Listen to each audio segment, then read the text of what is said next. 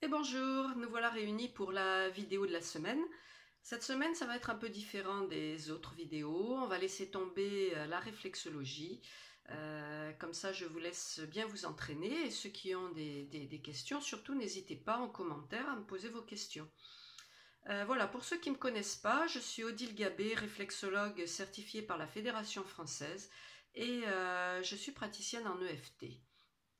Donc j'ai mis en place cette petite chaîne vidéo pour vous aider dans les petits bobos de tous les jours. Voilà.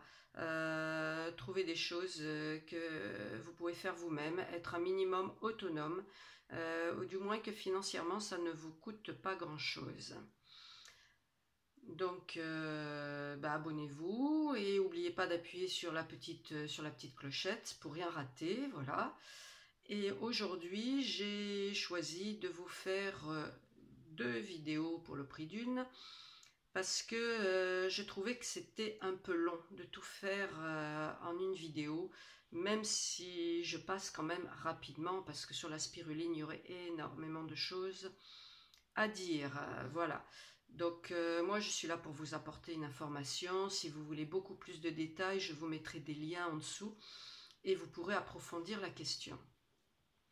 Pourquoi la spiruline là maintenant? C'est parce on va bientôt rentrer en automne et que c'est le moment de faire une petite cure. Donc voilà, je voulais vous en parler, que vous ayez le temps d'y réfléchir un peu.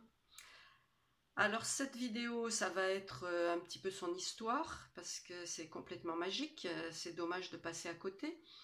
Et l'autre vidéo sera plutôt les bienfaits.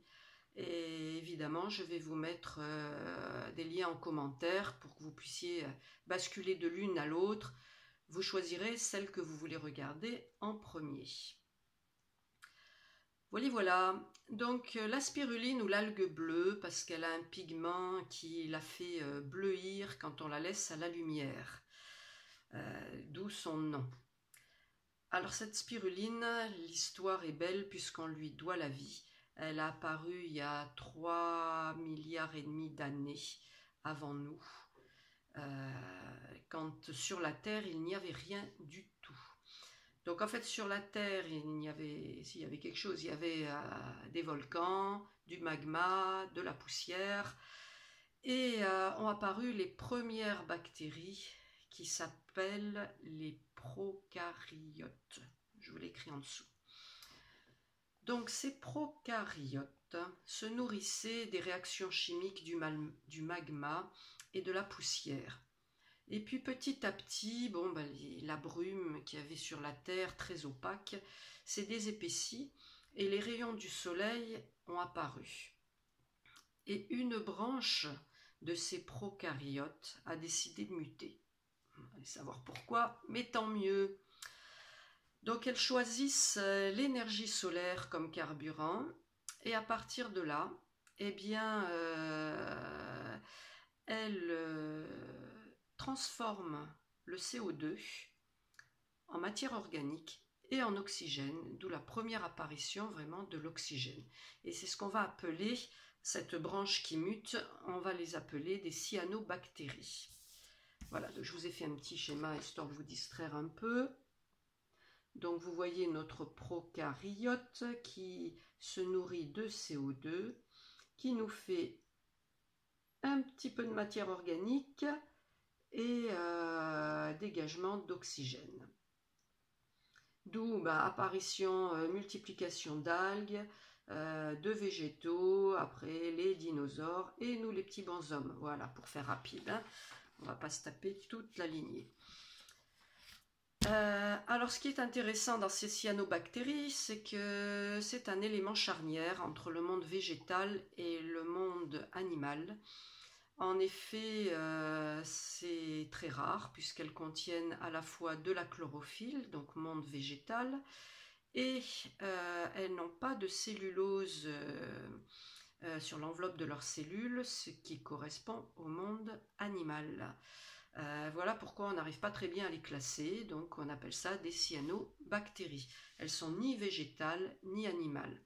Donc l'histoire de la cellulose est intéressante puisque ça la rend très digeste et la spiruline est très rapidement absorbé par l'organisme.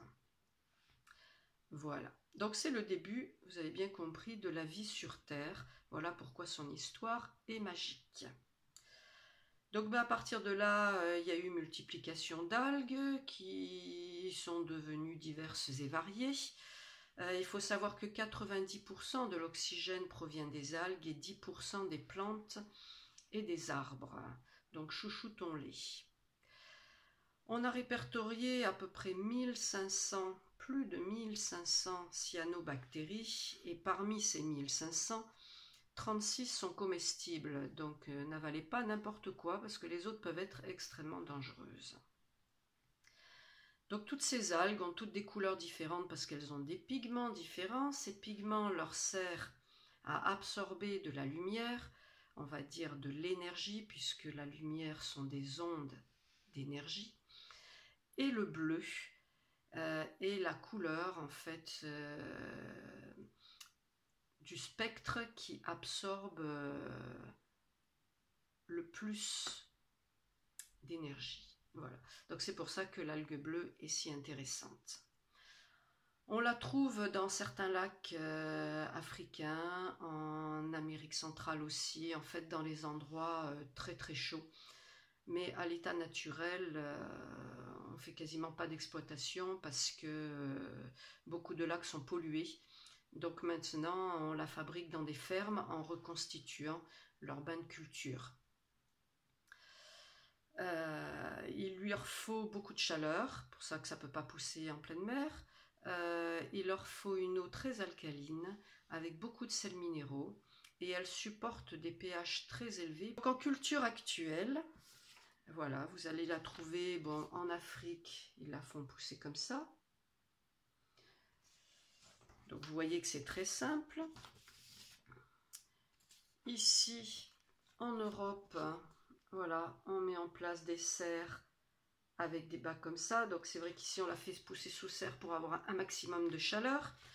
Je vais vous montrer quand même à quoi ressemble notre spiruline au microscope. Vous voyez, c'est des tout petits tortillons, ressorts. C'est microscopique, hein. Vous voyez, ça fait comme une boue verte. Vous ne pouvez pas discerner un filament de spiruline sans la mettre au microscope. Donc cette spiruline, eh bien, on fait passer tout ça à travers des tamis, on récupère la boue, on la presse, on obtient, ça fait comme un bloc de terre glaise qu'on met dans une machine à spaghettis. On fait des petits spaghettis que l'on fait sécher naturellement, du moins pour les exploitations artisanales. On dit sécher à froid. Voilà, vous obtenez après des petits spaghettis que l'on concasse. Là, on est vraiment à l'état brut. Moi, c'est comme ça que je l'aime bien, parce qu'elle n'a pas été traficotée. Voilà. Après, vous pouvez l'avoir aussi en comprimé, mais là, on est obligé de l'envoyer en laboratoire, en gélule. Mais là, c'est dommage parce qu'il faut digérer l'enveloppe de la gélule. Vous pouvez aussi l'avoir en poudre. Hein. Voilà. Donc, j'ai fait un petit peu le tour de cette histoire. Je vais maintenant vous faire la vidéo sur ses bienfaits. À la prochaine!